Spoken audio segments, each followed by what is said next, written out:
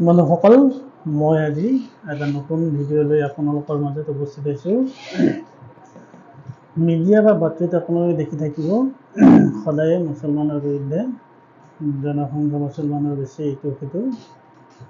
আজি মই ধিক্কাৰ দিছোঁ, ধিক্কাৰ সেইসকল লোকক যিসকলে জনসংখ্যা বৃদ্ধিৰ বাবে অকল মুছলমান লোকক দায়ী কৰে, আৰু সেই লোকসকলৰ মুখা খুলি মই আজি এইখন প্ৰতিবেদনৰ যোগেদি, যদি আপুনি মিডিয়া বা টিভি চাই তেতিয়া দেখিব জনসংখ্যা বৃদ্ধিৰ বাবে একমাত্ৰ মুছলমান লোকক দায়ী কৰা হৈছে বা হয়। এজন বিজ্ঞ লোকে দেখুৱাই দিছে চৰকাৰী হিচাপ মতে কোন সম্প্ৰদায়ৰ কিমান বৰপতে জনসংখ্যা বাঢ়িছে, স্বাধীনতাৰ আগৰ পৰা বৰ্তমানলৈকে কাৰ জনসংখ্যা কিমান গড় হিচাপত বাঢ়িছে। ৰাজনীতিৰ পৰা আদি কৰি মিডিয়ালৈকে অকল মুছলমানৰ অপকৰ্মৰ কথাই পাব, সুকৰ্মৰ কথা নাপাব। মুছলমান এনেকুৱা, মুছলমান তেনেকুৱা ইত্যাদি ইত্যাদি। আহক বন্ধুসকল, আমি চাই লওঁ এই ভিডিঅ'টো, য'ত এজন বিজ্ঞ লোকে স্বাধীনতাৰ আগৰ পৰা বৰ্তমানলৈকে কোন সম্প্ৰদায়ৰ মানুহৰ জনসংখ্যা কিমান বা গড় হিচাপে কিমান বৃদ্ধি পাইছে সেই বিষয়টো তন্নতন্নকৈ বুজাই দিছে। আহক ভিডিঅ'টো চাই লওঁ। যদি ভিডিঅ'টো ভাল লাগে লাইক কমেंट और सब्सक्राइब और शेयर कर दो। धन्यवाद। मुसलमान ज्यादा समझदार हैं, मुसलमानों के बच्चे हिंदुओं से कम हो रहे हैं। ज्यादा थे पहले इसलिए ड्रॉप आया, 4.5 थे, औसत 4.41 का था। तो एक तो ये गलतफहमी निकाल दो दिमाग में से, जो कहा जा रहा है कि साहब मुसलमानों के बच्चे ज्यादा बढ़ रहे हैं, थोड़े दिनों में हमसे ज्यादा हो जाएंगे। ये जुमला बंद होना चाहिए। जो फैक्ट है ये डेमोग्राफी पे आप सर्च कर सकते हैं, ये नेट पर अवेलेबल है। डेमोग्राफिक स्टडीज में जो बच्चे मोबाइल चलाते हैं वो इसको सर्च कर सकते हैं। चिंतित होने की जरूरत नहीं है। चिंतित ये जरूर होना चाहिए कि देश को आगे चलाने के लिए नौजवान तो चाहिए। दुनिया के सबसे विकसित 22 देशों में आबादी घट रही है। 2023 में आपकी आबादी बढ़नी बंद हो गई। 22 देश पहले ही थे, 23वां भारत बन गया। भारत में आबादी नहीं बढ़ेगी अब आगे। हर साल 2.5% आबादी बढ़ रही थी, मतलब 10 साल में 25%, क्योंकि आबादी भी दी हुई है। ये करोड़ में दी हुई है। 1921 में 25 करोड़ आबादी थी, 1931 में 27-28 करोड़ थी, 1941 में 32 करोड़ थी, 1951 में 36 करोड़ थी। बंटने के बाद 3.5 करोड़ चले गए इधर उधर, 36 करोड़ थी। और 61 में 43 करोड़ थी। ये भारत सरकार का आंकड़ा है। 1981 में 68 करोड़ हो गई एकदम। अब देखो 43 करोड़ से 54 करोड़ से 68 करोड़, 14 करोड़ बढ़ गए। अभी हुआ क्या 81 में? 81 के बाद घटनी शुरू हो गई। अजीब बात है, हम आज भी चिल्ला रहे हैं कि साहब आबादी बढ़ रही है, जबकि आबादी का प्रतिशत जो हर साल बढ़ती थी वो घटना शुरू हो गया। आबादी तो बढ़ी, क्योंकि 2% बढ़ी है, 1% बढ़ी तो बढ़ी, लेकिन परसेंटेज में कमी आ गई। 1981 से ही शुरू हो गया था, और ये 1.77 ये 2011 की है। इसमें सर एक रीजन स्वास्थ्य दर बढ़ के उम्र बढ़ना। हाँ, वो देखिए, जनसंख्या नियंत्रण के लिए 3 कारक होते हैं।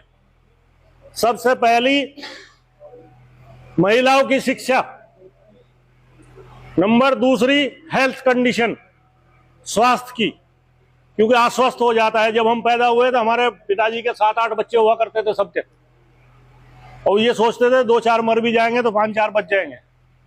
हो भी जाता था ऐसा। आज पर मैं अभी बाद में आऊंगा।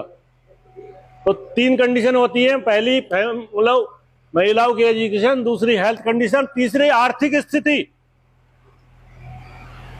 1951 में खाने को नहीं था, अभी बताया प्रदीप भाई ने। देश की सबसे बड़ी जरूरत यह थी कि इन्हें रोटी कहां से खिलाएंगे, उसके लिए व्यवस्था की।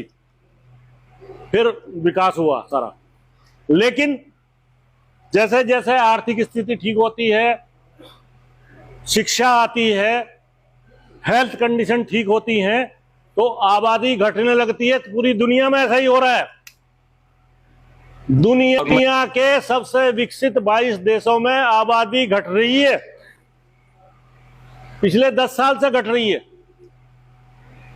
इवन चाइना, जिसने ये पॉलिसी लगाई हुई थी कि भाई एक ही बच्चा होगा, पता आज आपको क्या हो रहा है चाइना में? लड़के लड़कियों को छुट्टी पे भेज करके कह रहे हैं कि बच्चे पैदा करो। छुट्टी दे करके चाइना वाले ये कह रहे हैं कि बच्चे पैदा करो। हाँ, वो अलग बात है। वो अलग बात है। अभी आपके यहां भी यही स्थिति आ गई 2022 में, 2023 में। 2023 में आपकी आबादी बढ़नी बंद हो गई। 2024 की जनगणना अगर आप कराओगे तो 23 से कम मिलेगी आबादी, और इसको कोई बोल नहीं रहा। इसको कोई बोल नहीं रहा है, क्योंकि उनका एजेंडा, उनका प्रचार सिर्फ यही है कि भाई जनसंख्या बढ़ रही है, हम क्या करें। और उल्टा और बोलते हैं कि साहब मुसलमानों की ज्यादा बढ़ रही है। अब ये आंकड़ा एक ये टोटल फर्टिलिटी रेट होता है। टोटल फर्टिलिटी रेट का मतलब एक मियां बीवी के कितने बच्चे हुए, उसको फर्टिलिटी रेट कहते हैं। 2 मियां बीवी के कितने बच्चे हैं औसत। अगर 2 मियां बीवी के 4 बच्चे हैं तो TFR हुई 4। अगर 2 मियां बीवी के 2 बच्चे हुए तो इसका मतलब आबादी बढ़नी बंद। भाई अगर 2 के 3 होंगे या 4 होंगे या 5 होंगे तभी तो बढ़ेगी। अगर 2 मियां बीवी के 2 ही बच्चे होंगे तो बढ़ेगी कैसे? तो वो मरना भी उतना वो तो चलता रहता है ना, मरना। अभी पिछले साल 1000 में से 937 लोग पैदा हुए, 917 मर गए। कोई बताता आपको? भाई उम्र में तो बढ़ेंगे ही। मैं जो आपके सामने खड़ा हूं, मैं देश की जो 2.5% आबादी, 2.3, 75 साल से ऊपर के 2.3% आदमी हैं। 75 से ऊपर के 2.3% हैं केवल, और मैं भी उनमें हूं, तो मैं तो खुश हूं। भाई देश की जो ऊपर की सबसे ऊपर वाली आबादी है 2.3%, उसका मैं हिस्सा हूं, तो बुढ़ा तो मैं हूं। अभी ये होता है, इसमें देश की, किसी भी देश की आबादी रोकने के लिए, स्थिर रखने के लिए और घटे ना, तो 2 मियां बीवी के 2.1 बच्चे होने चाहिए, क्योंकि 5% का ऐसे ही रह जाते हैं। वो 5% का ये औसत है कि उनका होता नहीं फिर कुछ भी आगे। यह जो हमारा जो दूसरा समाज है, जिसका हम ना आदमी मानते ना वो मानते, वो भी होते हैं या साधु बन जाते हैं। अब कम से कम रिक्वायर्ड 2.1 है। अगर औसत 2.1 बच्चे होंगे, वही आबादी स्थिर रहेगी। अभी देश में क्या हो रखा है, ये 2 पे आ गई, 23वां देश बन गया भारत। 22 देश पहले ही थे, 23वां भारत बन गया। भारत में आबादी नहीं बढ़ेगी अब आगे। ये जुमला बंद होना चाहिए कि आबादी बढ़ रही है। और इसका असर क्या होगा? असर क्या होगा? जब देश आजाद हुआ तो औसत आयु थी 33 साल, औसत मरने की और जीने की, क्योंकि बच्चे ज्यादा मरते थे। अभी पता कितनी है? अब यह 70 साल औसत है, 70 साल। तो वो तो रहेंगे।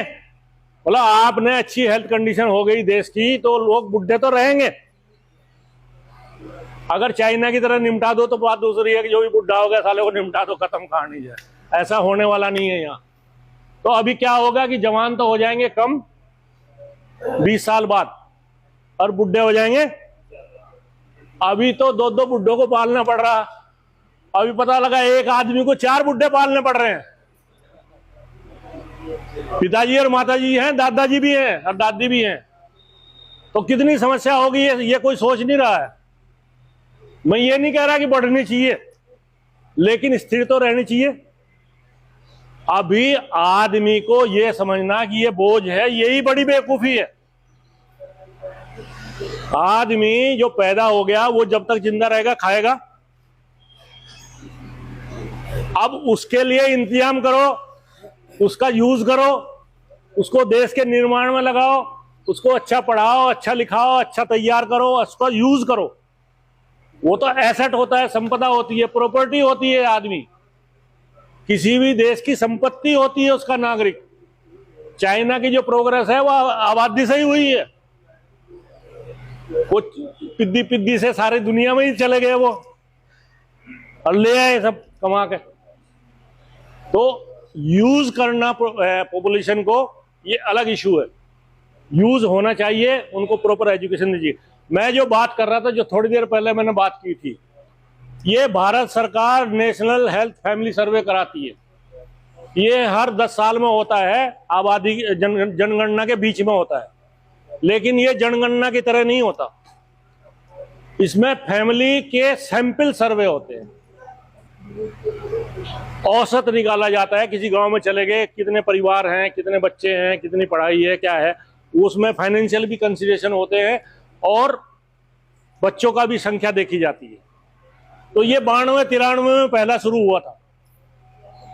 उस समय हिंदुओं के 3.3 बच्चे थे औसत, मुसलमानों के थे 4.41, ईसाइयों के थे 2.87 और सिखों के थे 2.43 और बुद्धिस्ट तो तब थे ही नहीं, ज्यादा बहुत कम थे, आधी % 1%। अभी हुआ क्या है, ये 98-99 में दूसरा हुआ, 5-6 में तीसरा हुआ, 15-16 में चौथा हुआ और 5वां अब हुआ है 2019 से 2021 तक। ये भारत सरकार जो अभी करंट गवर्नमेंट है, इसी ने कराया और इसी ने यह आंकड़ा छापा है। ये क्या हाल हो गया, जिनके 3.3 थे उनके कितने रह गए, 194, 2 से नीचे आ गए हिंदुओं में।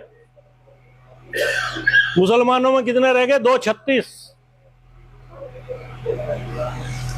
ड्रॉप कितना हुआ, असली बात यह है देखने की।